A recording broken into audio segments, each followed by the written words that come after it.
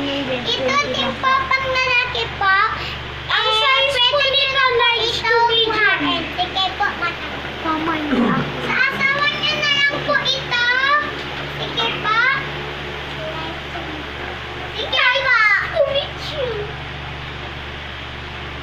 Wala na tayo. Ito pa dito. Oy, na-live ko na yan. Wala yung nagman. Ay, sige, guys. Ito po, ang size po nito, medium to large. Maganda po to. Paano kung kasya sa akin? Pamain na ako. Sige.